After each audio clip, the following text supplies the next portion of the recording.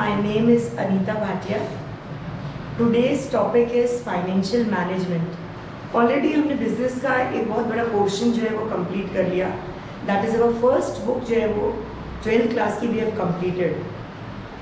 जिसके अंदर हमने सारी activities within the boundaries of an organization that we have done. This second book is related with जो हम बाहर जो boundaries के बाहर जो activities करते हैं. That is related with all these 4 chapters: financial management, financial market, marketing and consumer protection.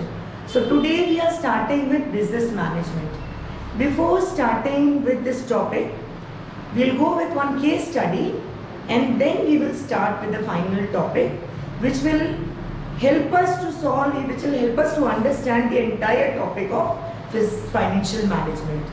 We have already done what is management. That is, manage means doing things with the help of human resources tactfully, that is effectively and efficiently. Now when we are studying financial management, it means जो भी activities which are related with money, finance, we are planning, we are organizing, we are controlling, we are directing, all the financial activities of a business, that is known as financial management. So let us start with a case study which is a base for this chapter. पूरे chapter का ये base है. Every time when we study each and every topic, we'll come back to this table and then we will study that. It will make it more easier for us to learn the entire chapter, to study the entire chapter. So let us take an example. एक Mr. Gopendra थे और उन्होंने 12th class कर लिया, MBA complete कर लिया, post graduation कर लिया और अब वो जो है वो नौकरी की तलाश में चले. नौकरी की तलाश में चलते हुए उन्हें पता चला एक कंपनी है जहाँ पर एक फाइनेंस मैनेजर की पोस्ट जो है it is vacant. So Bhupendra जो है he applies for the job और he qualifies all the interviews और written test and he selected as a financial manager. अब financial manager he negotiates with the salary also कि भाई मुझे कितनी salary मिलेगी. तो उसको 50,000 रुपीज़ पर मंथ जो है वो सैलरी पे ही गेट्स अ पैकेज और ही इज़ वेरी हैप्पी कि मेरा ग्रेजुएशन कंप्लीट हो गया, मेरा पोस्ट ग्रेजुएशन कंप्लीट हो गया और अब जो है मैं एक फाइनेंशियल मैनेजर के पोस्ट पे कल से कंपनी ज्वाइन कर रहा हूँ. नेक्स्ट डे सुबह फर्स्ट क्लास तैयार होके कोट पैंट पहन के कंपनी जाते हैं वो मिस्टर भूपेंद्र और अपने बॉस के पास जाके कहते हैं कि I am here to provide my service. सब बताइए कि मुझे काम क्या करना है.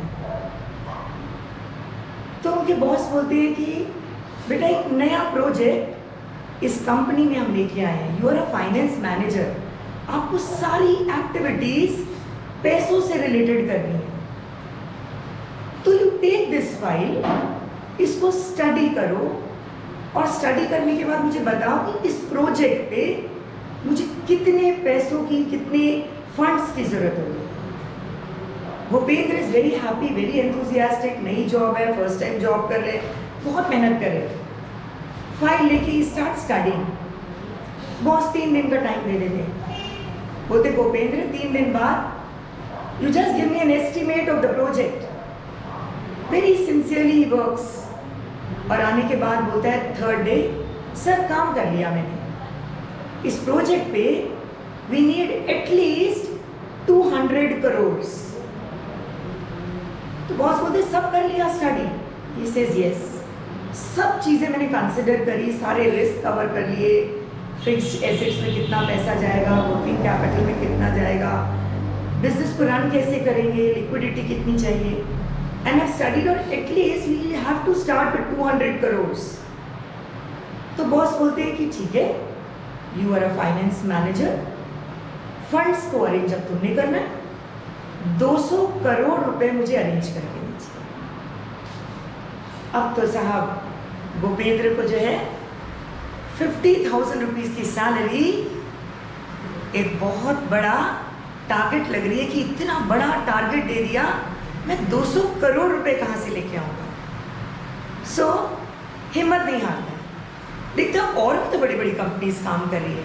लेट मी स्टडी कि वो अपना फाइनेंशियल स्ट्रक्चर अपने कंपनी का क्या बनाते हैं. तो ही फाइंड्स आउट कि मार्केट में दो तरह के फंड्स अवेलेबल हैं. One is owner's fund and the other is borrowed fund.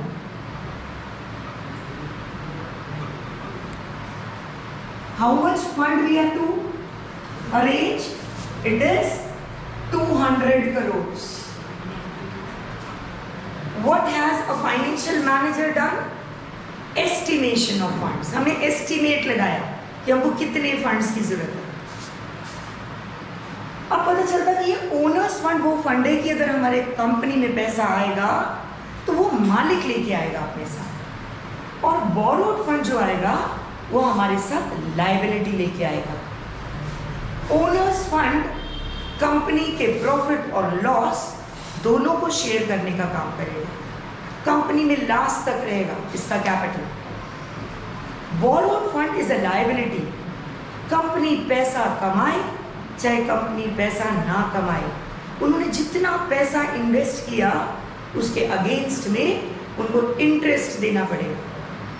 So obviously Bhupendra choose करते कि I first go with owners fund. एक कंपनी जिसके अंदर मालिक बहुत सारे हैं, ओनर्स फंड ज्यादा है. एक कंपनी का फाइनेंशियल जो वो है क्या बोलते हैं स्ट्रक्चर इज साउंड. कोई भी बिजनेस जिसके अंदर मालिक का पैसा है ज़्यादा और उधार का पैसा कम है, बोरोड फंड कम है, ऑब्वियसली कंपनी पे लायबिलिटी कम है. We have already done in accounts की एक आइडियल डेट और इक्विटी का रेशियो क्या होता है. It is 2:1. इस पूरे रेशियो को मेंटेन करने का काम एक फाइनेंशियल मैनेजमेंट करता है. तो what it does, owner's fund में सबसे पहले मार्केट में इक्विटी शेयर्स को लेके आता है. मार्केट में सब्सक्राइब करता है इक्विटी शेयर्स. जो इक्विटी शेयर होल्डर्स होते हैं, जो कैपिटल वो देते हैं equity share capital, they are the permanent capital of the company. Last तक कंपनी के साथ होते हैं. They are the owners of the company. इनके पास वोटिंग राइट होता है. ये मैनेजमेंट में पार्टिसिपेट करते हैं, ये प्रॉफिट शेयर करते हैं, ये लॉस को बेयर करते हैं विदाउट एनी कंडीशन. एक अनकंडीशनल प्यार इक्विटी का होता है कंपनी के साथ. मैं बगैर कोई शर्तों के इस कंपनी को ज्वाइन कर रहा हूँ. कंपनी भी बगैर किसी शर्तों के, बगैर किसी रिस्ट्रिक्शंस के उसको एक्सेप्ट करती है. इक्विटी शेयर बोलता है जो लायबिलिटी है दे देना, लास्ट में जितना भी पैसा मुझे बचेगा, जो प्रॉफिट का पार्ट बचेगा वो मैं ले लूँगा. लास्ट तक मैं आराम से बैठा रहूँगा, कुछ नहीं बोलूँगा. पर हर किसी का, हर एक इन्वेस्टर का इतना बड़ा जिगर नहीं है कि वो इक्विटी में पैसा लगाए. रिस्क कैपिटल है. प्रॉफिट भी हो सकता है, लॉस भी हो सकता है. प्रॉफिट होगा तो काजू कतली खाएंगे, लॉस होगा तो बूंदी भी नहीं मिलेगी. This is the status of equity share holder. So mister Bhupendra के 200 करोड़ में से कुछ अमाउंट इक्विटी शेयर होल्डर से अरेंज हो गया. तो भूपेंद्र सोचते हैं कि अब नेक्स्ट मिस्टर भूपेंद्र अब कौन सा सोर्स हम जो है हमारे पास ऑप्शन है जहाँ से हम पैसा अरेंज कर सकते हैं. तो उन्हें पता चलता कि next I can go for preference shares.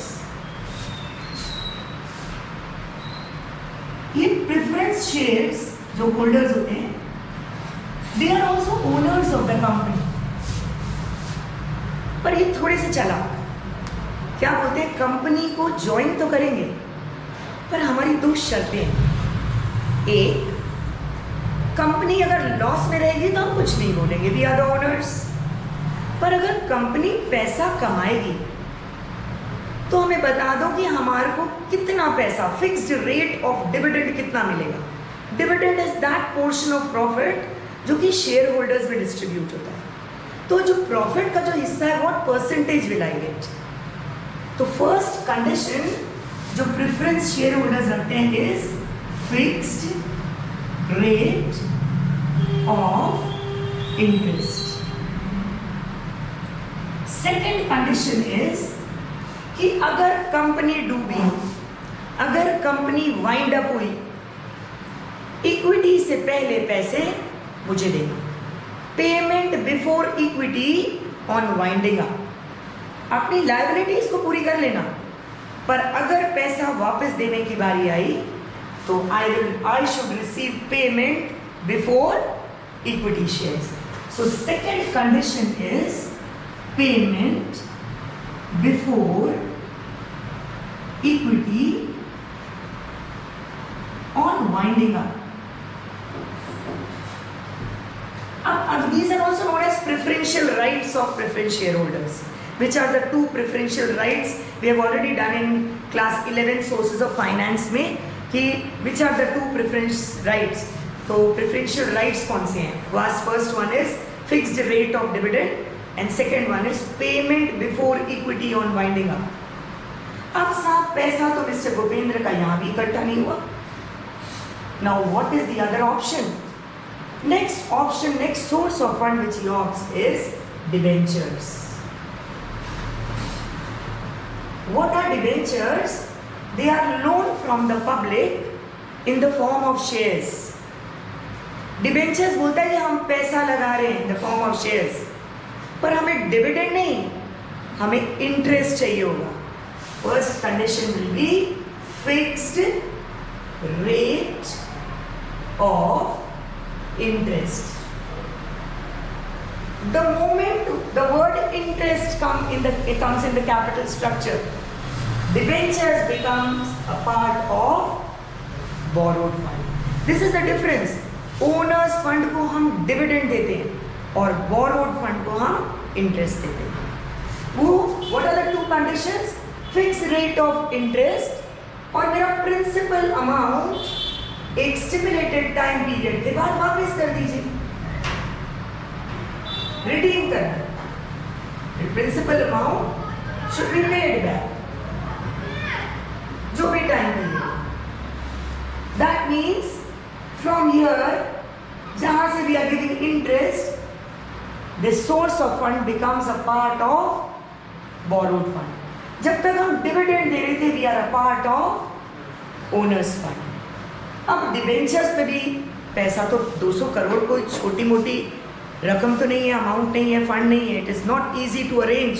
एक नया, एक फ्रेशर, एक बच्चा फाइनेंशियल मैनेजर बन के आया है और एक पूरे के पूरे कैपिटल स्ट्रक्चर को फ्रेम कर रहा है, और उस कैपिटल स्ट्रक्चर को फ्रेम करने में कौन कौन से ऑप्शंस हैं, सोर्सेज कौन से हैं जहाँ से वो पैसा अरेंज कर सकता है। So what he does, next option he goes to bank, वहां से लोन ले सकता है। Again the same two conditions, fix rate of interest दो, प्रिंसिपल अमाउंट आप वापस करना टाइम पीरियड के बाद। अगर और हमें फंड्स चाहिए then we can go for financial institutions. अब कोई एंड ही नहीं है, you can go to money lenders, you can go to traders, you can go to relatives, friends. Same दो कंडीशन, इंटरेस्ट दो, प्रिंसिपल अमाउंट वापस करो, टिल जो आपका टारगेट है आप पूरा नहीं कर रहे हो। द मोमेंट आपका 200 करोड़ का टारगेट पूरा होगा, आपका प्रोक्योरमेंट ऑफ फंड खत्म हो जाएगा, आपका कैपिटल स्ट्रक्चर फ्रेम करें। कितना इजी लग रहा है ना ये देखना कि पहले प्रेफरेंस, फिर इक्विटी, फिर प्रेफरेंस, फिर डिबेंचर्स, फिर बैंक, फिर financial institution. It is not that easy. एक ऐसा डिसीजन जहां पर एक फाइनेंशियल मैनेजर दो S for swan, S for shock, S से डरता है। Which are those two S? One is surplus and the other is shortage. एक फाइनेंशियल मैनेजर अगर सरप्लस फंड्स अरेंज कर दे, liability to give either dividend or interest, चाहे company कमाए चाहे नहीं कमाए, बढ़ जाएगा। और अगर शॉर्टेज हो तो आप कभी भी अपने टारगेट को मीट आउट नहीं कर सकते। सो दोनों का बैलेंस बना के रखना, that is how a capital structure is form. अब राइट फ्रॉम द बिगिनिंग जहां पर हमने 200 करोड़ का एस्टिमेशन किया था, बोरोड फंड और ओनर्स फंड का हमने प्रोक्योरमेंट किया है, procurement of funds. Financial manager इसके बाद क्या करेगा, इस फंड्स को कैसे यूटिलाइज हो रहा है ऑप्टिमम तरीके से, utilisation of funds. These are the steps which are taken by a financial manager. एक बार फंड्स यूटिलाइज कर लिए, कंपनी ने बहुत सारा प्रॉफिट कमा लिया, now it is the time to distribute the fund, distribute the profit, distribution of profit. पैसा कमा लिया, पैसा क्या करना है, वापस करना है। See the direction. जब फंड्स अरेंज कर रहे थे तो we had started with this owners fund and then borrowed fund, पर जब हम डिस्ट्रीब्यूशन करते हैं we go in the reverse direction.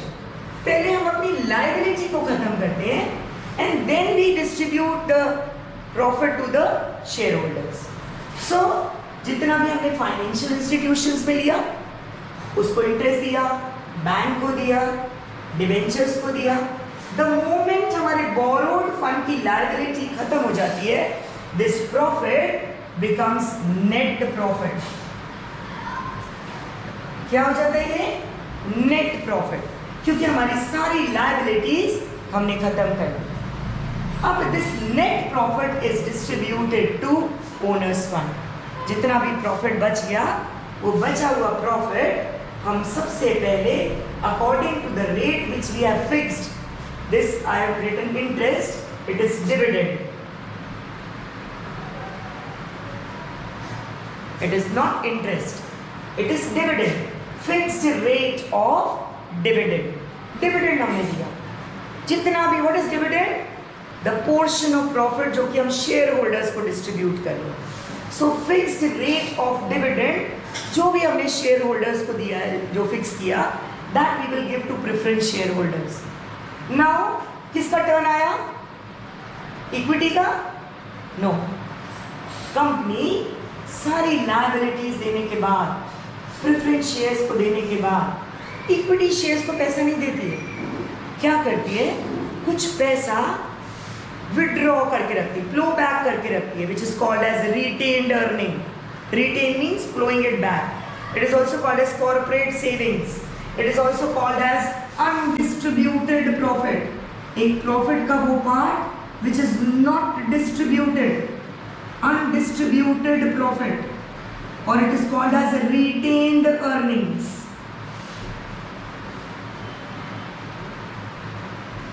It is corporate savings. क्यों करते हैं? किसी साल कंपनी के पास ज्यादा प्रॉफिट नहीं आया, क्या होगा, ये तो चुप बैठ जाएंगे क्योंकि इन्होंने वादा किया है प्रॉफिट होगा तो देना, लॉस होगा तो मत देना। पर ये जो इंटरेस्ट वाले हैं ये चुप नहीं बैठेंगे।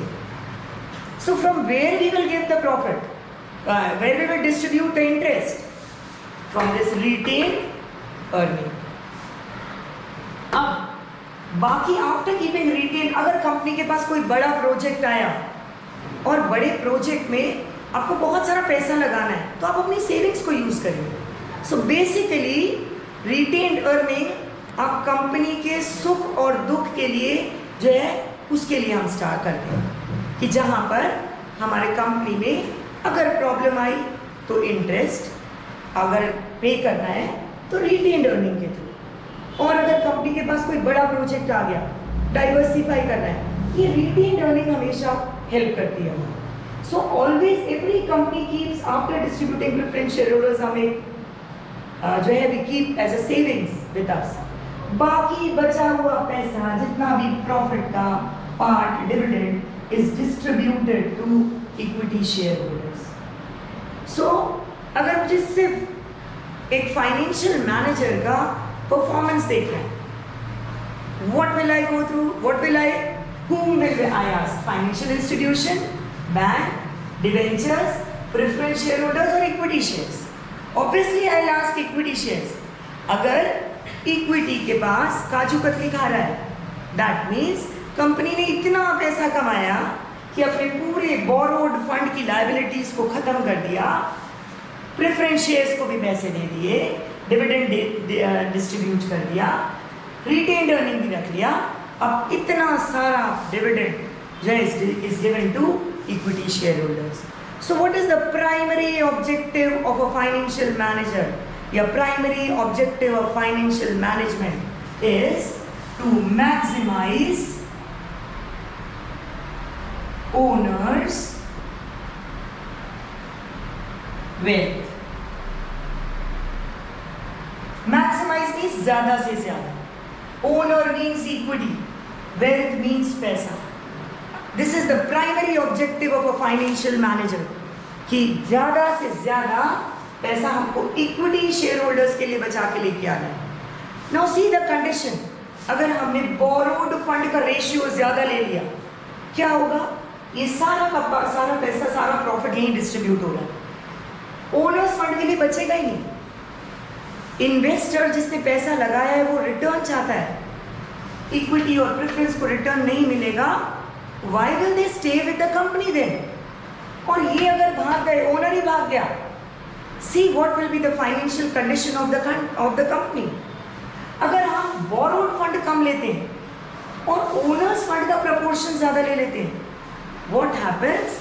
हमारे कंपनी का कंट्रोल डाइल्यूट हो जाएगा, just because एक बिजनेस का मालिक एक, उसी बिजनेस के मालिक 10, उसी बिजनेस के मालिक 1000, जितने ज़्यादा ओनरशिप उतना ज़्यादा कंट्रोल का डाइल्यूशन हो जाएगा। सो एक फाइनेंशियल मैनेजर एक कैपिटल स्ट्रक्चर बनाने के लिए, this is the capital structure, a rough capital structure. There are many more sources of finance, बहुत सारे और ऑप्शंस हैं। We categorize them into owners fund and borrowed fund. हम उसको उसमें जो है either we choose owners fund or we choose borrowed fund. There are many sources of finance, but a function of financial management is to maintain a balance between this. We call it as debt equity ratio. Debt is borrowed fund and equity is owner's fund.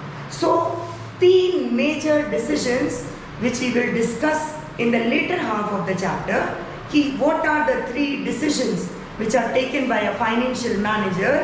First one is investment decision, that is estimation of funds, पैसा आएगा कहाँ से, कितना invest करेंगे, capital budgeting का decision क्या होगा, this we will discuss in detail. Then second one is financing decision, this is procurement of fund, owners fund लेना है या borrowed fund लेना है, इसका कितना रेशियो, इसका कितना रेशियो, क्या मैं सारी लायबिलिटीज पूरी कर सकूंगा, क्या मैं इक्विटी वालों को ज़्यादा से ज़्यादा उनके जो शेयर्स की वैल्यू है उसको मैं बढ़ा सकूंगा. This is second financial decision. There are various factors which we will consider. And last one, the third decision is this is our liability, so हम इसको नहीं कंसिडर करें. यहाँ से जहाँ से हम डिविडेंड को डिस्ट्रीब्यूट कर रहे हैं, this is known as dividend decision. So in this chapter, this is the base for this chapter. Every time when we will study different topics, we will come back to this table itself और देखेंगे कि एक financing decision में owner ज़्यादा या borrowed ज़्यादा, ये retained earning ज़्यादा या रिटेन्ड अर्निंग कम, एंड वाई, क्यों हम एक financial as a financial how will manage. Management is what are functions of management which we have already done in first chapter: planning, or organizing, staffing, directing and controlling. Similarly, financial management में planning, organizing, directing and controlling the financial activities of the business is known as financial management. पैसों से related manage करना है. Without finance, एक business को practical shape देते हुए हमें कभी नहीं नजर आता. बाप बड़ा ना भैया, एंड सबसे बड़ा रुपया. Each and every activity of the business is related with money. चाहे आप लैंड लो, चाहे बिल्डिंग लो, चाहे फिक्स एसेट्स में लगाओ, चाहे वर्किंग कैपिटल में लगाओ, everything requires money. एक पिलर है, it is a pillar on which the entire company stands. आपके दिमाग के बहुत बड़े बड़े आइडियाज़ को, आपके दिमाग के बहुत बड़े बड़े प्लान्स को प्रैक्टिकल शेप देने का काम पैसा करता है। और तो आप सोचोगे कितना इम्पोर्टेंट एक फाइनेंशियल मैनेजर का रोल है एक कंपनी के अंदर। एक फाइनेंशियल मैनेजमेंट जितना भी हमने फर्स्ट चैप्टर में भी स्टडीड कि हम कैसे प्लान करेंगे, ऑर्गेनाइज करेंगे, स्टाफिंग में लोगों को रखेंगे, हम डायरेक्ट करेंगे, कंट्रोल करेंगे। Each and every activity requires money. So in the next part of this chapter we will study all the financial decisions. So for today this is what I want to compile, I want to summarize the entire topic, that is financial management is management of all the financial activities. The main objective, a primary objective is to maximize owner's wealth. A capital structure of the company is framed. Debt equity ratio is decided. कितना owners fund, कितना borrowed fund, कौन सा source of fund, so that एक company flourish करे, एक company equity के per shares की value को हर बार बढ़ाए. It is always a growth of the company which decides कि हम market में कितने लंबे time तक survive करेंगे. So today it was just an introductory section. Session that it is a base for the entire chapter. Next, each and every topic we will study in detail. So have a nice day. Thank you.